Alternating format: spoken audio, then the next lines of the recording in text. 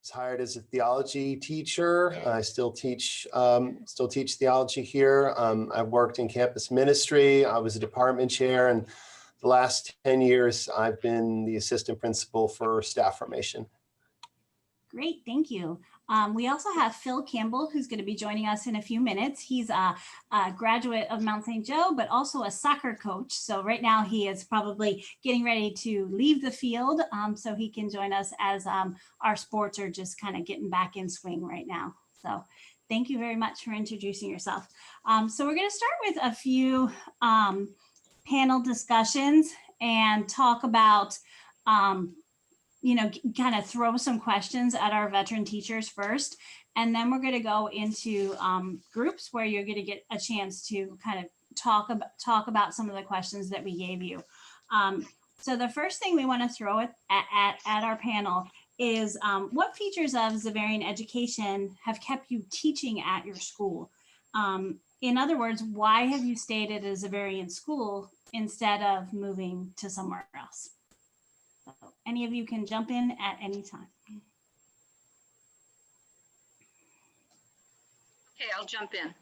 All right, seeing that I've been here for 39 years and my children have come here and I've held many different positions at the school, if someone were to ask me why I've chosen to remain at Malden Catholic for all of these years and why I chose to send my own two sons here, I would have to say these two things.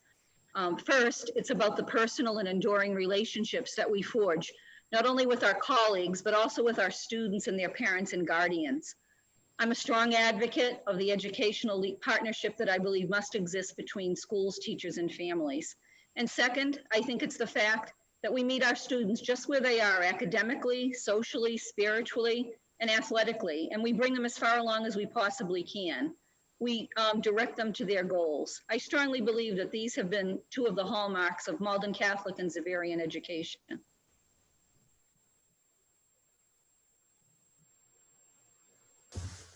I definitely concur with Angela about meeting people where they are. I've just seen it time and time again with the young men who've been with us, who have graduated and come back, and those who have graduated, a lot of whom have come back to teach. Have just talked about these stories of the teachers who, the faculty and the staff who were always supportive, but always were challenging, but recognizing the level of challenge for the student wherever he was, and to be able to help that person both achieve goals, but just achieve goals academically and whatever else they were trying to do, but also to, just to really become more of themselves than they thought. There's just so many examples of that I've seen over the years, and it's just, it helps in times like this to recognize that's still going on.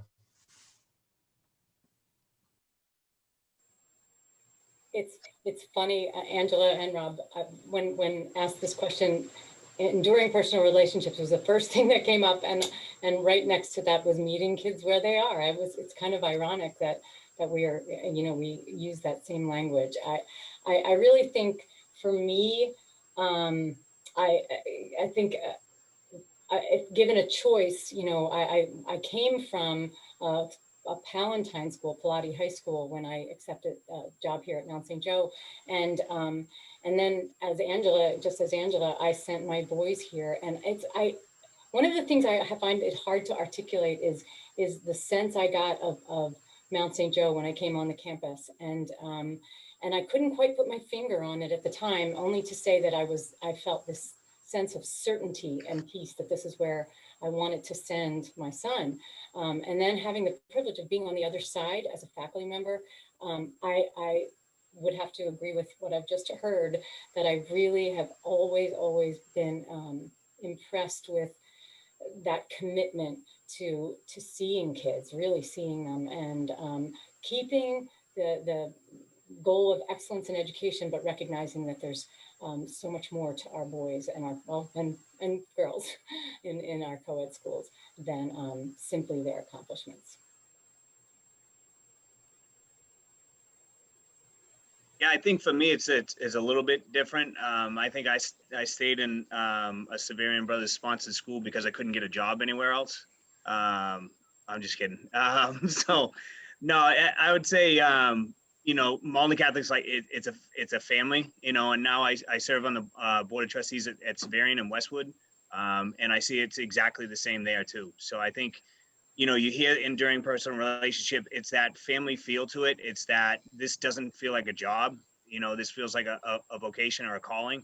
And I think that's truly one of the major reasons why I've stayed with, you know, Malden Catholic, is just because truly feel like you belong here. You know, Angela talks about having, you know, her sons go here. Mary talked about her son. You know, my daughter's now a freshman here, so it's definitely a meant to be experience. You know, we didn't even have girls here 5 years ago, so now, you know, when it's a chance for my daughters to come through, they're coming. So you definitely get the feel that this is where you belong, and I truly believe that's why I'm still here.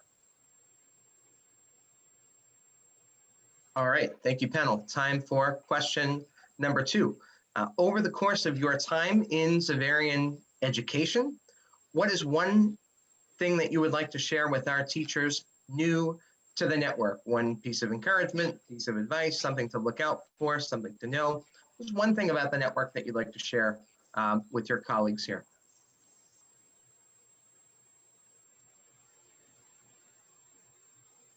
I guess I'll go first again. Thanks, Angela. Okay. I think educators in the Xaverian Brothers network, the school network, are so much more than classroom teachers or advisors or moderators or coaches or administrators. We're not employed in 8 o'clock to 2 o'clock jobs. We linger longer each day at our individual schools. We've chosen to answer a call to work as ministers of Theodore James Riken's vision and selflessly serve the students in our care. I spent this past week, as I've done so many times before, thinking about who I'd like to nominate this year for the Theodore James Riken Award. As a Riken Award recipient myself, I recognize the importance of this distinction. So before I forwarded my nomination sheet to the administration, I carefully scripted the reasons for my choice, recognizing that my nominee has proven himself to be a man of character, a caring and considerate person who has made many sacrifices professionally and personally for the good of our school. I'm pleased to say that my relationship with this individual has grown over the years. It's based on friendship and community, collegiality and mutual respect. This candidate answers our school's call to educate the whole person, and he does so effortlessly with little or no fanfare. I think it's in the small, seemingly insignificant moments that Theodore James Riken, founder of the Xaverian Brothers, called the ordinary, unspectacular flow of everyday life, that a Xaverian educator distinguishes himself or herself. My nominee is indeed a person who has distinguished himself over the past 17 years. He's wonderfully dedicated, compassionate, and selfless in his own quiet and unassuming way. He teaches, coaches, and does so much more for the countless students that have entered his classroom, stepped foot on a track, or served at detention. My prayer for new teachers is this: be more like my choice for this year's Riken Award. Fall in love with serving your colleagues and your peers, and you won't be disappointed. I know I haven't been for 39 years. Well, today anyway.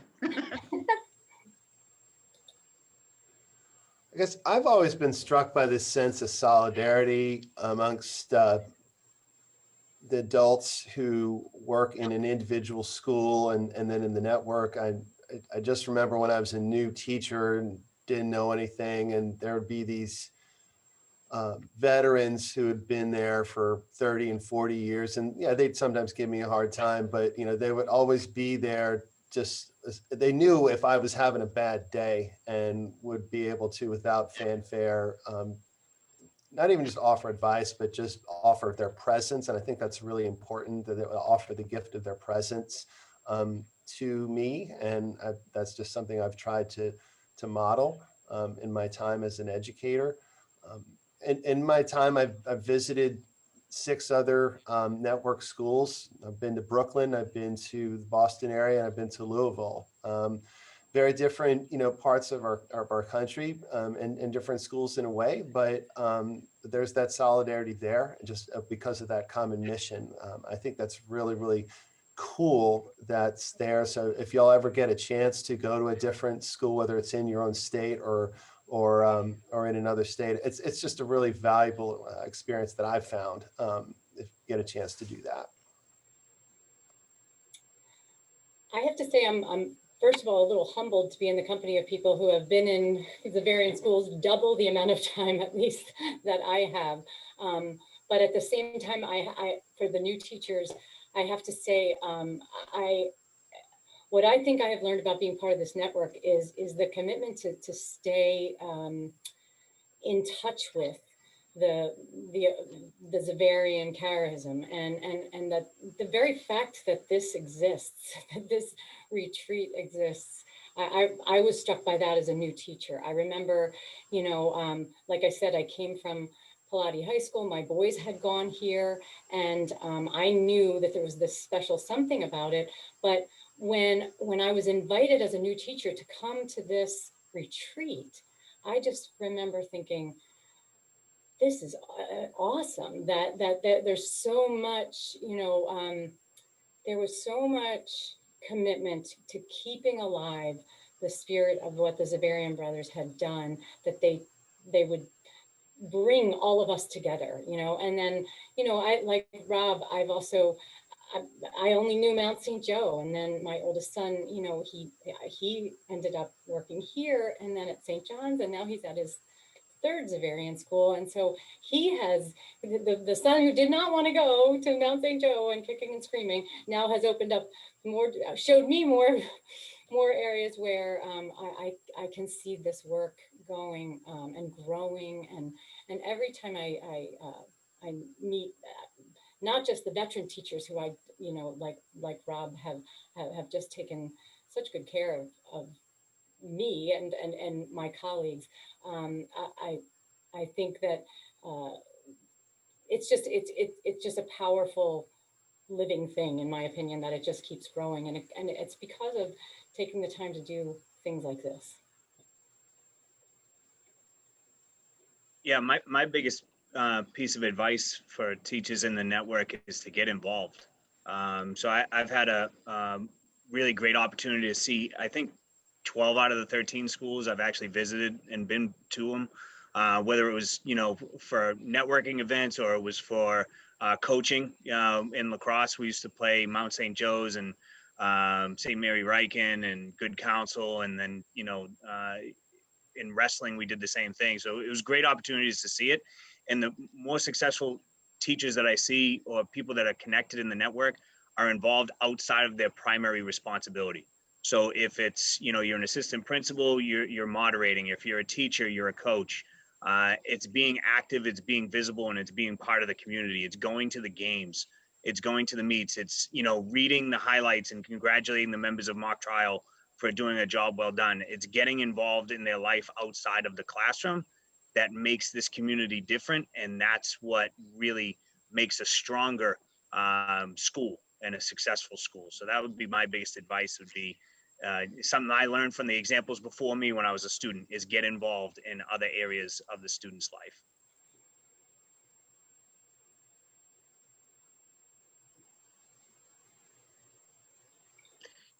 Interestingly enough, somebody on this panel had me involved before I even walked out of my interview 9 years ago. So thanks, Coach Smith. Next question to the panel.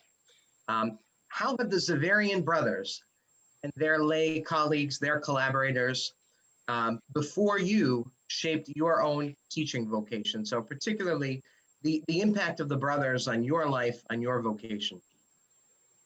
Are we going in order again? Okay, I'll go first. Take it away, Ms. Lee. All right, in March of 2000, the year 2000, I, along with my colleague Frank Callis, attended the first retreat for veteran and experienced teachers in Baltimore, Maryland, as representatives from Malden Catholic High School. The retreat was designed as both a renewal program and a cause for celebrating those of us who had served at least 15 years in a Zavarian Brothers sponsored school. While I was more veteran than some of my colleagues at Malden Catholic, I was certainly not more veteran than those who had come before me. Religious and lay members of the Malden Catholic community, like brothers Thomas Malloy and Robert Green, also two Malden Catholic alums, Richard Cook, Dan Scala, Kevin Kenny, Fred Ide, laymen and women, Thomas Aria, Christine Johnson, and Richard Mazzei and Robert Bucchino, more currently, also two Malden Catholic alums, and so many other wonderful veterans. For me, these veterans were a source of inspiration and encouragement. They were my role models, always there with ears that listened and voices that offered sage advice just at the right time. It's upon their shoulders that I stood then and I proudly stand now. They helped to mold and shape me into the teacher that I am today. I can only hope that in some small way that I have been and will continue to be a veteran source of inspiration and encouragement in sharing both my MC and Xaverian values, history, and legacy with new teachers.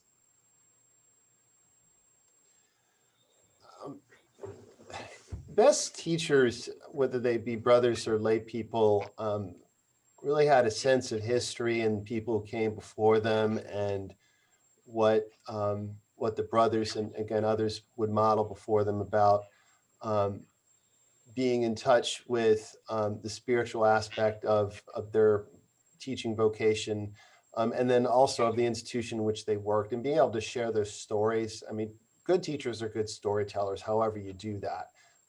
And just, I would marvel at that. But at the same time, they weren't stuck in the past, and they were able to use the tools really at their disposal to be able to get their point across and get their teaching done in a very innovative ways. So, weird coincidence, I'm teaching about the brothers in a parenthetical way with my sophomore theology class, and I was looking up some stuff on YouTube, and just I kind of stumbled upon my old boss, Brother James Kelly, who passed away in 2011, and he was given a talk about the Xaverian brothers, and he was really sick at the time with cancer, and he'd gone through a couple of rounds of chemo, and he was talking about when he was too sick to to go into school, that, and this is in 2010, by the way, he would Skype his class from his home. So it's just a really, again, what are we doing right now?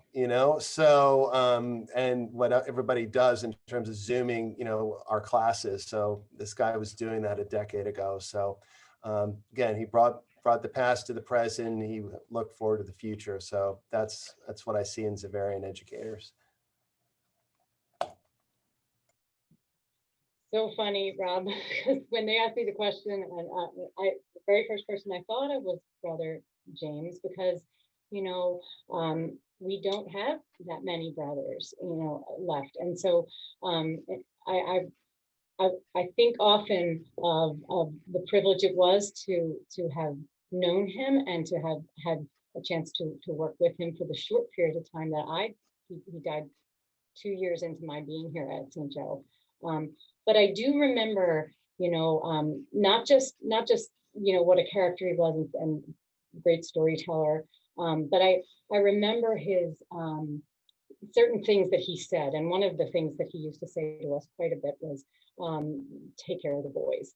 That was sort of his mantra, that no matter what you do and what your task is in front of you, make sure that you know that you to take care of the boys. And among the many things that stuck with me about that was sort of just how that was taken up by, like I said, I've only probably met about maybe 10 or 15 of the brothers, because they would gather from time to time at our school for their All Souls Mass. But how that was taken up by lay teachers. I think of Kevin Shear, who started an alum retreat to bring back, our alums for who are in college, just to keep connected with them, and just so many people that have taken up that call. But also the rootedness in service, and that has been a big part as a campus minister at an all boys school. We offer all these different things, retreats and prayer services, but I think that for me, that focus on service and how powerful that is for young men, especially in my vocation, to help them to connect with God, is by getting out there and serving. Yeah, for me, it goes back to, I remember specifically when I was in 8th grade and I was touring different high schools of where to go. And when we got to Malden Catholic, came in the front door and, you know, put on the name tag, and Smith is kind of a common name. So it didn't seem like a big deal to me, but guy at the time came up to me and shook my hand. I didn't even know who he was. And he said, Smith, huh? And I said, yes, sir. And he said, you related to Chicky Smith? And I said, that's actually my grandfather. And he said, yeah, you look just like him. I graduated with him at MC. And it was brother Robert Sullivan at the time, who was the headmaster of the school. So we just started talking, and he gave my family and I a tour of the school. And from that point, I was hooked, and it was just that relationship feel. And, you know, from that point on, my first year, I had 4 brothers as teachers, and you know, brother Miles was my guidance counselor. So it was a great impact right away. And then, you know, some of the lay teachers that were there had such an impact on me that was why I wanted to go into teaching and coaching.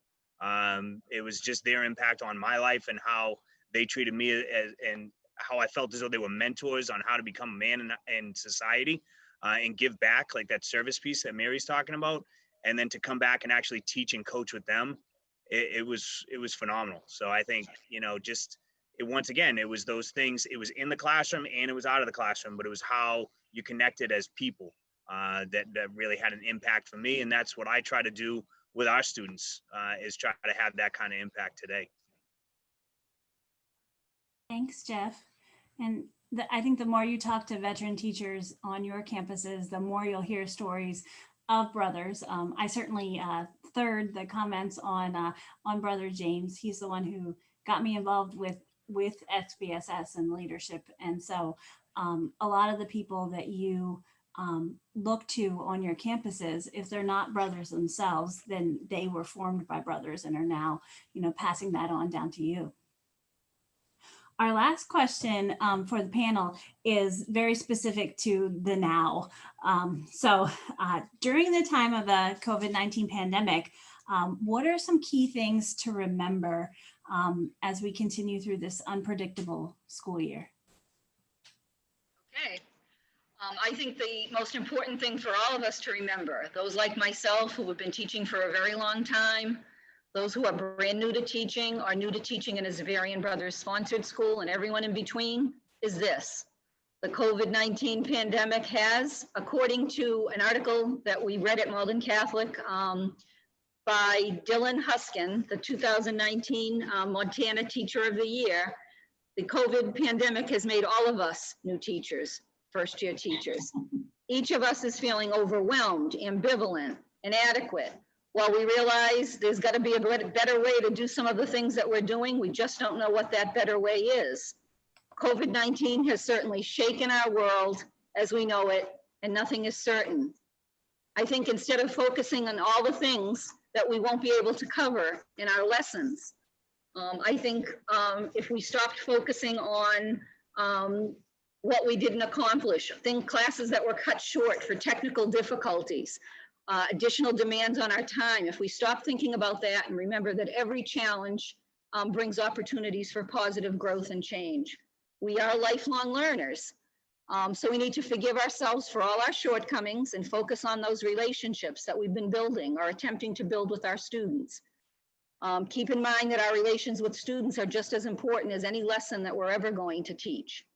30 years from now, students might not remember the lessons that we taught in math or English or science or theology, but they are going to remember the small conversations that we had with them one-on-one. They're going to remember the advice that you gave them, your presence at a game or a play, your letters of recommendation. As the year continues, whether it's remote or hybrid or pre-COVID model, I think we have to ask that all of us, whether we're new teachers or new to Zavarian Brothers schools, veteran teachers, administrators, and staff, we all need everyone's continued prayers. Yeah, amen to that. Prayers together and recognizing that we're one, that we have limitations and being okay with that, but also recognizing that we have an awful lot that we can do despite the limitations that are there. I mean, I've always appreciated that there's, the emphasis on humility and trust in a time that's very uncertain, that's there. Again, I want to, emphasize what Angela said about being present and finding those moments to be present when it's not easy to do. And I think it's important just to really fall back on those opportunities to be present, both in times of prayer and being intentional about conversation. I mean, I think we're just so focused on doing our job well when it's so hard to do that. It's easy to overlook that those times, both for our own mental, emotional health, and just for the health of a school, that we take those times to stop and recognize the eternal presence of our God, who's there in the midst of the pandemic and mask wearing and those things. And then the other image I have is that, that's a variant image of the persistent plotter. And just because there's a lot of plotting through trying to yell through a mask and fix your Zoom call, and just before you know it, it's 2:30 or 3 o'clock and you got to get up and do it another day. So the spirituality that, whether you're talking about the values, the Zavarian values, or some of these other sayings or maxims, you can really apply that well. And so I would just suggest just to think about those things that get repeated at your school, that they really take on new meaning, I think, when things are hard. I would definitely echo that. I keep hearing Brother James say "march on" and things like that through what we're facing right now. And I loved, Andrew, what you said about that facing challenges and helping our students to see them as opportunities, even as we kind of clumsily, I would say, make our way through our days right now with some of the challenges that we have. But I also remember too a teacher, an older teacher, saying to me when I was feeling, anyone who knows me, I do tend to get a little intense and stressed, and her saying to me, your students might not remember, you're getting yourself all kind of bent out of shape about whether or not you're doing everything right and you're getting all your content, and so they will remember, like you said, the personal contact, but also your passion, like how passionate you are about whatever it is you teach or whatever you do, that there's that can be contagious. People will see that as much, if not more, in many ways, and they'll know that they've been seen by you. And I think that's a huge part of teaching sometimes, especially in this environment. I feel like at the very least, even as our own students probably are struggling in many ways just as much as us in a different way, just seeing us spray their desks down and all the things that we do to take good care of them and make them feel safe and welcome. I think that in the midst of all of that, I think if we remember, that why we're here, and it's really for them, and then support each other. Like Jeff said in the beginning, Zavarian schools, in my experience, has been this sense that you're not in it alone. And so that's a really powerful thing right now, to know that you have lots of colleagues to lean on and that are praying for you and with you. Yeah, my key thing is pretty just simple and straightforward. Remember to laugh, right? Remember just to laugh once a day if you can. I go by classrooms and we're so worried about structure, and we're so worried about time and technology, and am I getting through the pacing? Am I getting through the curriculum? And it's very militant. It's start on here. We begin with prayer. We do a do now. We do this. Boom, boom, boom. Bell rings. Done. Just laugh once in a while. See where the students are at. You might have a colleague that looks down. Just talk to them. Just try to get them laughing. I mean, almost on a daily basis, Angela's in her classroom, grading away, free period. I'll go in, I'll try to scare her, like even to this day, and just watch her jump. Or, Bobby, same thing. It's just try to make someone else in your community have a good day. And I think that's my biggest piece of advice, is to make somebody else smile, because we're all going through this together. And then hopefully it's cyclical and they're trying to do that for you as well. So try to remember to laugh once a day.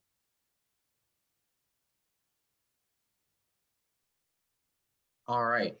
We just want to thank the panelists once again, Mary, Jeff, Rob, Angela, and of course my colleague Rachel here. We're so grateful to have these colleagues join us, and share what their Xaverian experience has meant to them. And I think it's important to keep in mind that it's not simply to inform your pedagogy in the classroom, but also to really remind everyone that we are in this Xaverian project together, like so many of the panelists shared. This is a tradition. This is a charism that has burned brightly for many generations, and you are the next generation to take up the torch and carry it forward along with these collaborators. So please do keep that in mind today and always. We'll begin with some breakout rooms now. Ben is going to put everyone into rooms where we might discuss for about 20 minutes or so. A teacher from your past that inspires you and informs your vision as a model educator. And when you think about that teacher from your own past, what did you see reflected in the conversation with the panelists that we heard today? Also, what is one takeaway from the veteran teachers, something that stood out to you today that you want to try and incorporate into your life or your pedagogy as a Xaverian teacher? And finally, over the past 3 weeks since we've met last, what is something that you've learned or a moment of grace that you had, or a tip from another teacher that you've talked to, or a veteran teacher that you've implemented with some success in the classroom? So please do leave some time to share some of your recent successes in the classroom with the group. And unless Ben or Rachel have anything else, we are going to break out into rooms right now.